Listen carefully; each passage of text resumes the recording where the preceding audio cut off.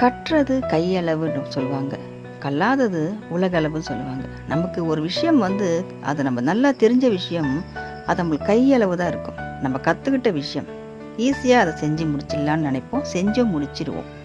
ஆனால் நம்ம கற்றுக்காத ஒரு விஷயம், அது சின்ன விஷயமாகவே இருந்தாலும் நமக்கு அது மலை மாதிரி தெரியும். எப்படி பண்ண போகிறோமோன்னு யோசிப்போம். இப்படியெல்லாம் நம்ம இருந்துகிட்ருக்கோம். ஆனால் நம்ம முருகர் தந்தை அவர் கற்றுக்காத விஷயமே கிடையாது. எல்லாமே கற்றவர். அவர் ஆசான், அவர் ஒரு குரு. தந்தைக்கே பாடம் சொன்ன சுபையா தான் அவர். ஆனாலும் தன்னடக்கத்தோடு இருக்கார். தமிழில் பாடுனா அவ்வளோ பிடிக்கும் அவருக்கு. தமிழ் கடவுளுன்னும் அவருக்கு ஒரு பேர் இருக்கு. எல்லாமே அறிஞ்சவர், தெரிஞ்சவர், புரிஞ்சவர். இருந்தாலும் சிறு பிள்ளை போல் மனம் கொண்டவர்.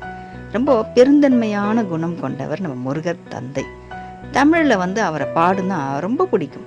நம்ம வாழ்ந்துட்டு போன முன்னோர்கள்லாம் இருக்காங்க இல்லையா, சரித்திரத்தில் பேர் பெற்றவங்க, அவங்களெல்லாம் நேர்லேயே காட்சி கொடுத்து, நீ புகழ்ந்து பாடு, நீ பாடும்போது நான் கேட்கணும், ஆனால் நீ தமிழில் தான் பாடணும் அப்படின்னு சமஸ்கிருதத்தை கூட விரும்ப மாட்டாருன்னு நம்ம முருகர். தமிழில் தான் ரொம்ப பிடிக்கும் அவருக்கு. தமிழ் அவ்வளோ ஒரு ரசிக்கக்கூடிய கடவுள் தான் நம்ம முருகர் தந்தை. அதனால் தமிழில் பாடுனா அவருக்கு ரொம்ப பிடிக்கும். நமக்கு பாட தெரியலனாலும் நம்மளால் முடிஞ்ச அளவுக்கு நம்ம அந்த பாடலை கற்றுப்போம்.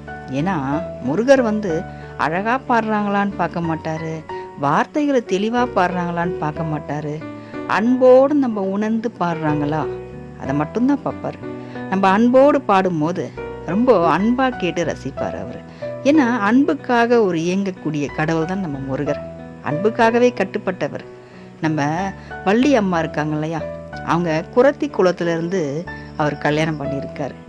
இந்த காலத்துலலாம் அந்த குரத்தி குளத்துலலாம் யாராவது வந்தாங்கன்னா நம்ம வண்டியில் பார்த்தோம்னா தள்ளி உட்காந்துக்கிறோம் அவங்கள பார்த்தாலே. ஆனால் நம்ம அந்த மாதிரி பண்ணக்கூடாது. நம்ம முருகர் தந்தையே அந்த குரத்தி குளத்தை அவ்வளோ மதிச்சிருக்காரு. அப்போது நாமும் யாரையுமே பேதபட்சம் பார்க்கக்கூடாது. அது மாதிரி நம்பவும் முருகர் தந்தை போலவே நம்ம இருப்போம். அன்புக்கு மட்டுமே நாமளும் அடிமையாக இருப்போம். நம்மளை எதிர்த்தவங்க அது கடவுள் பார்த்துப்பார். நம்மளுக்கு அன்பு தான் முக்கியம். நம்ம அன்பாக இருப்போம், அன்பாக நடந்துப்போம். முடிஞ்சால் தமிழில் பாடுவோம் நம்ம முருகர் தந்தைக்கு. நம்மளால் பாட தெரியலனாலும் பரவாயில்ல, நமக்கு தெரிஞ்ச மாதிரி பாடுவோம். நிச்சயமாக அந்த முருகர் தந்தை ஏற்றுப்பார். வெற்றிவேல் முருகனுக்கு அரோகரா.